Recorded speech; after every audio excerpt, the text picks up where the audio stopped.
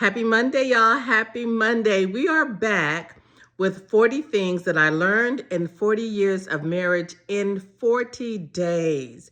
But before we even talk about that, can we just talk about the month of June for a second? Listen, I need to address the month of June. June, girl, look, you have been behaving.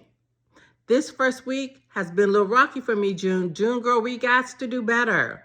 All right, back to 40 things that I've learned in 40 years of marriage in 40 days. And again, these are things that I have learned, not things that my husband has learned, although he will share, not things that we've learned as a couple, but 40 things that I have learned in 40 years of marriage. Now, here's a funny story. We moved here, we live in Southern Maryland. We moved here about 37 years ago.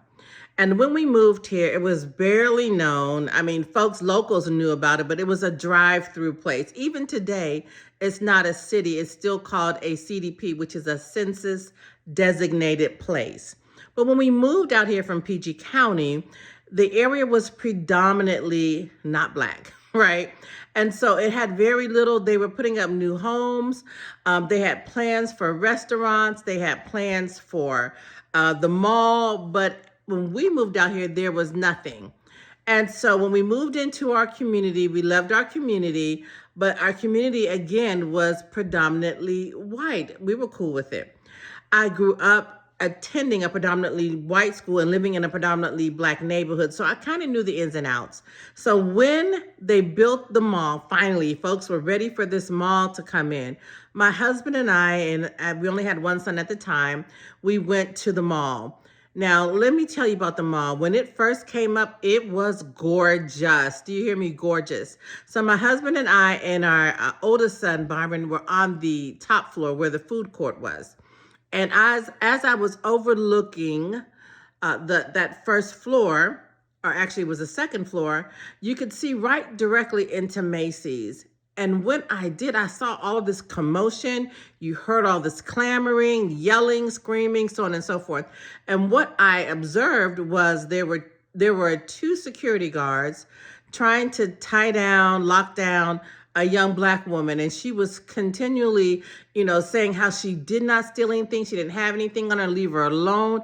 And I will be honest with you, it was difficult to watch because they were kind of manhandling her. And so as I'm watching this, I'm getting a little incensed because if you know me, you will know that I am an undercover civil rights activist. Like I am Harriet Tubman and Sojourner Truth deep down on the inside. So I'm watching this take place, and my husband and my oldest son, they were looking at it and they were wondering what was happening, but something was turning on the inside of me because that's the way that I'm built. So as all this ruckus was going on, I saw a young Black man jump in to try to defend the young Black woman. So of course, the security guards now pounced on him. They were struggling with him. Then they started to drag him off to where I assumed was the security office. But here's me. I leave my husband and my oldest son, and I am speeding down the escalator. Yes, the escalator is moving, and I'm running leaps and bounds because I'm going to help this man. No, I'm not a lawyer. No, I'm not a security officer. No, I didn't practice law. No, I wasn't a criminal justice student, but I'm Black. Like I'm blackety black, right? So I'm speeding down these stairs and I'm yelling at him, yo, brother, brother, brother. And so I'm running beside him because now the cops, the security guards and the young man are a little ways from me. So I'm running down, brother, and I finally catch up with him. Brother, what's your name? Tell me your name. And he tells me his name. And I guess he felt like he had no other choice because as far as he was concerned, I must have been some kind of civil rights activist, right? And so I go back upstairs, I go back and find my husband and my oldest son. And my husband's like, what in the world is wrong with you, right? Like, I don't understand. What are you doing? But let me share this. He was okay with that because he was okay with who I am.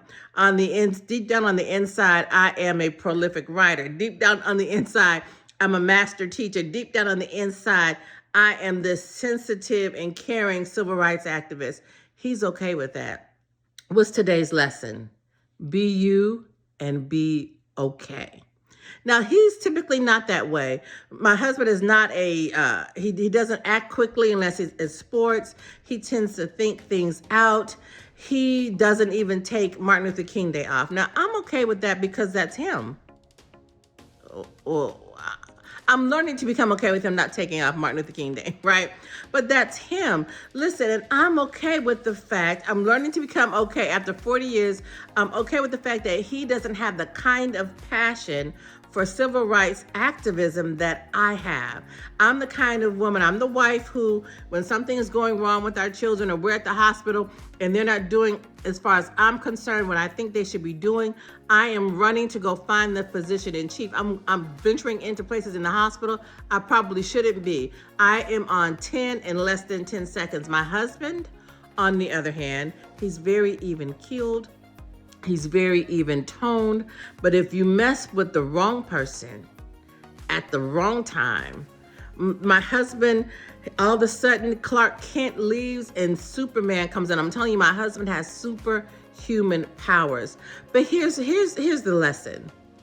I'm okay with him being even toned and even keeled and measuring his words. He's also okay with me going off in less than 10 seconds because you're messing with my son or my husband or something that I'm passionate about. Listen, husband, if your wife can change the heck out of some oil, let her do that. And you be okay with that. And wife, you be okay with that. I mean, if you want to change oil in a pink ruffled dress, do it. But be okay with who you are.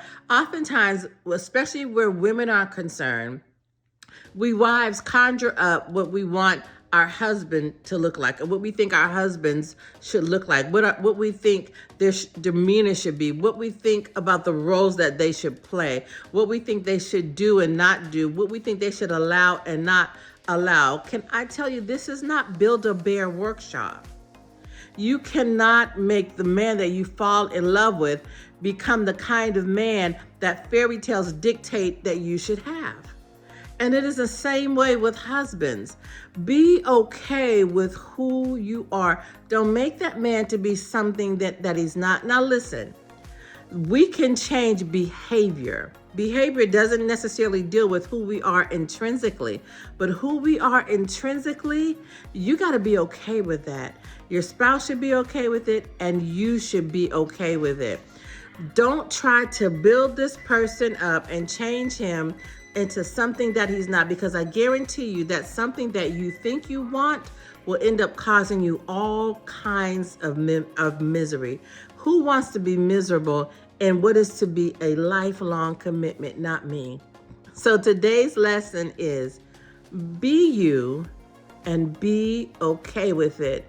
And spouse, let her be her, let him be him, and you be okay with that. That's the lesson for today. I will see you tomorrow with 40 things that I've learned in 40 years of marriage in 40 days.